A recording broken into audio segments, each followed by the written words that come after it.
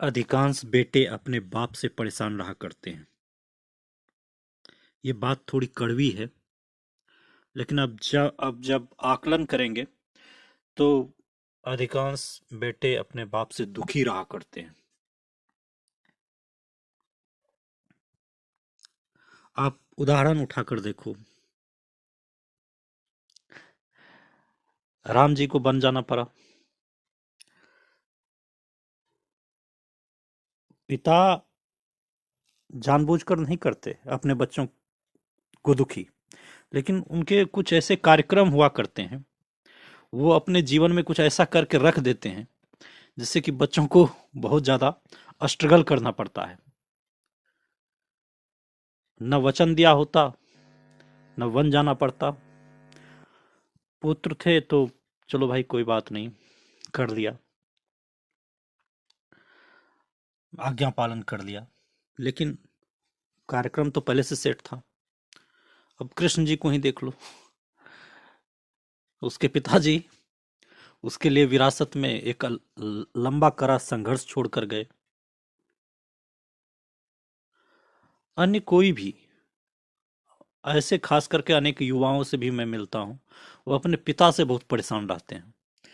मैं फिर से कह रहा हूँ कि पिता जानबूझकर कुछ नहीं करते, लेकिन उनके लाइफ का ऐसा कार्यक्रम डिकोड होता है कि बच्चा उसमें फंस जाता है। पिता ऐसे ऐसे कार्यक्रम करके रख देते हैं, उन्हें संघर्ष करना पड़ता है। चलो, वाजिब ही है कि संपदा मिलेगी तो संघर्ष भी मिलेगा, लेकिन ये एक फैक्ट है।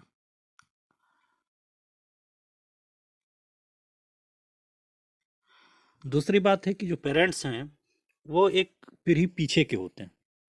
वो पुराने तरीके से बच्चों को आगे बढ़ाना चाहते हैं, पुराने तरीके से सोचते हैं कि बच्चा आगे बढ़े, और वो वही स्ट्रगल सोचते हैं।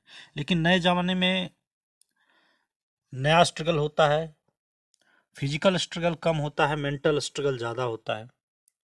कई ऐसी तकनीकें होती है जिसको सेटअप करने के बाद लाइफ आसान हो जाता है। उसके लिए जो गैजेट्स चाहिए, उसके लिए जो उपकरण चाहिए, वो उपलब्ध कराने में माता पिता जो माता पिता समझदार नहीं है, वो गैजेट्स उपलब्ध नहीं करा पाते। वो ऐसी परिस्थितियों का निर्माण नहीं कर सकते। सबसे पहले तो मैं समझता हूँ कि बच्चों को एक अपना एक अलग कमरा होना चाहिए। हो सके तो साउंड प्रूफ कमरा दिया जाए, क्योंकि आज का ज़माना बहुत ज़्यादा माइंड बेस्ड है। आप 1 घंटे में 1 करोड़ कमा सकते हैं, लेकिन वो आपके पास वो आइडिया होना चाहिए, वैसा सेटअप होना चाहिए।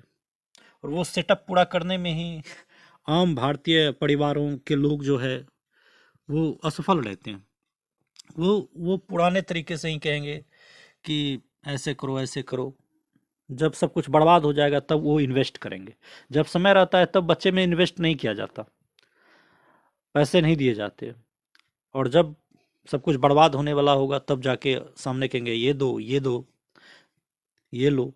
ऐसे तो होता नहीं। यही है कि समाज में बच्चों को झेलना पड़ता है,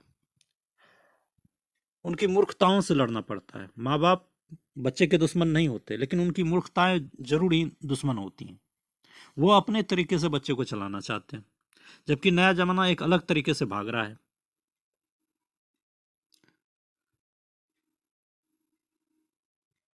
जो समझदार माता पिता होते हैं उनके वो सारा सेटअप करके रखते हैं, और बच्चा उस पर दंदानाता हुआ चला जाता है।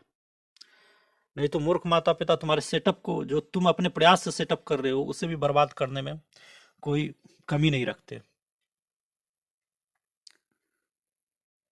उनका अपना ही रोज का ड्रामा चलता है, अपना ही अलग।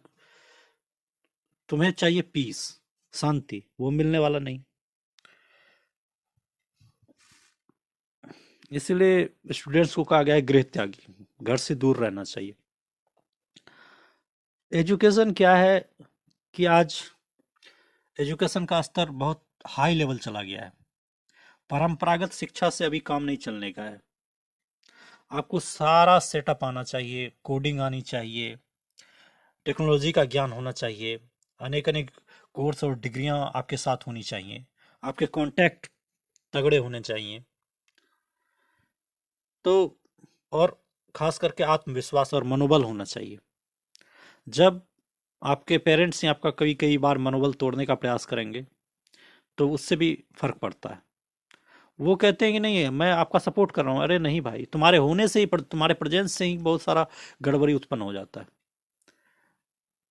कई बार आप देखे होंगे कि फैमिली मेंबर वो आपके सामने खड़ा हो जाएगा, आपका कोई काम नहीं होगा, आप आप सोच भी नहीं पाओगे कि आगे क्या करें। तो कुछ लोगों का आसपास ना होना भी बहुत बेहतर होता है। धन्यवाद। बस इतना ही आज के टॉपिक में।